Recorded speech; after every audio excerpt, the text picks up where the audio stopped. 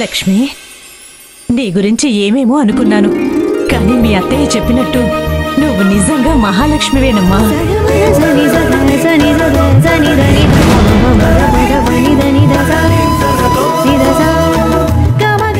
ఎంత మంచి మనసు నీది.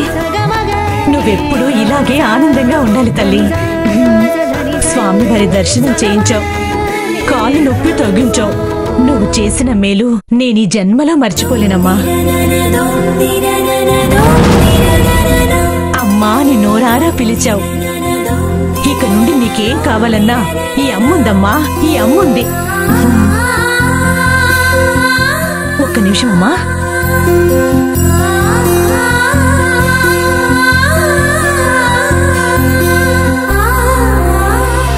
ఏది ఒకసారి నీ చెయ్యివ్వు. ఇవన్నీ నాకెందుకమ్మా? నాకు కావాల్సింది మీ ఆశీర్వాదం మాత్రమే. అదెప్పుడు నీ మీద ఉంటుందమ్మా.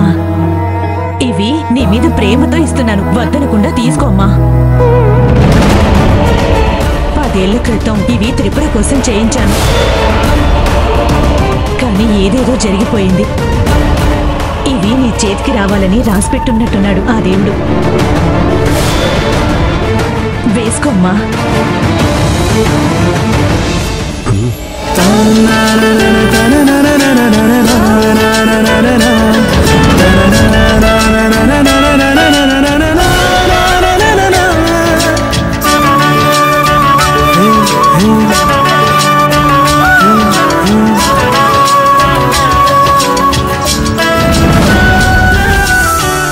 సరే అమ్మా, ఇక మేం బయలుదేరుతాం, లేట్ అవుతుంది. వెళ్ళొస్తాం భద్రావతి. హరి వెళ్ళొస్తాం నాన్న. సరే అత్తయ్య, వస్తామమ్మా. వెళ్ళొస్తామమ్మా. వస్తామమ్మా.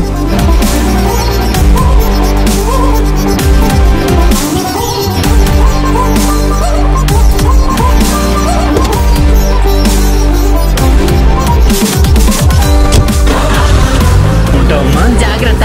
బాయ్. బాయ్ అన్నయ్య.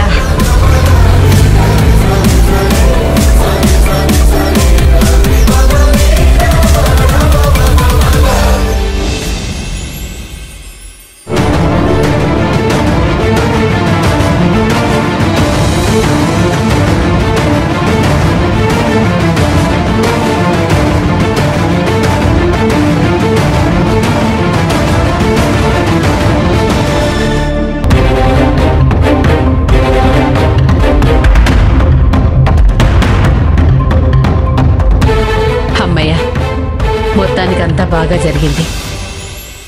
ఇప్పుడు ఏ టెన్షను లేదు. నువ్వేంటి ఇక్కడున్నావు?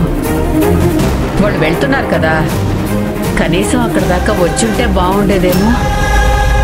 ఓహో, ఇంతవరకు చేసింది సరిపోదా? నా మొహానికి అదొక్కటే ఉందా? త్రిపుర, వాళ్ళన్నీ మర్చిపోయి కామ్గా ఉన్నారు. నువ్వెందుకే తవ్వుకుంటున్నావు? చాలా ఆపమ్మా. వాళ్ళు పెద్ద డ్రామా కంపెనీ వాళ్ళు.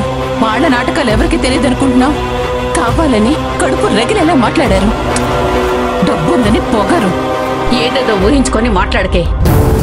అయినా ఇప్పుడు ఏమైందని అలా అంటున్నావు? ఇంకేం కావాలి? అయినా వాళ్ళు లక్ష్మికి గాజులు ఇవ్వడమేంటి? ఓహో, అదా నీ సమస్య. ఎందుకు ఇవ్వాలి అంటే ఏం చెప్తాం? నా కోసం చేయించానని చెప్పాక తనకివ్వడమేంటమ్మా? హే, దానికి ముందు వాళ్ళు ఏం మాట్లాడారో విన్నావు కదా. నువ్వు వాళ్ళ ఇంటి కోడలు అవుతావు అనుకొని నీకోసం చేయించారు. అవన్నీ జరగలేదు కదా. ఇంటి కోడలు అవ్వలేదన్నంత మాత్రాన తనకివ్వడమేంటమ్మా? నేను ఇక్కడే ఉన్నాను కదా, నాకెందుకు ఇవ్వలేదు?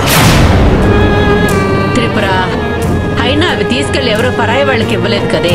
కూతురు అనుకుని మనింటి అమ్మాయికే ఇచ్చారు. అందులో తప్పే ఉంది. ఏదైనా దొరుకుతుంది అంటే ఇలా పిన్ని బాబాయిలని నాటకం ఆడేవాళ్ళని చాలా మందిని చూశాను.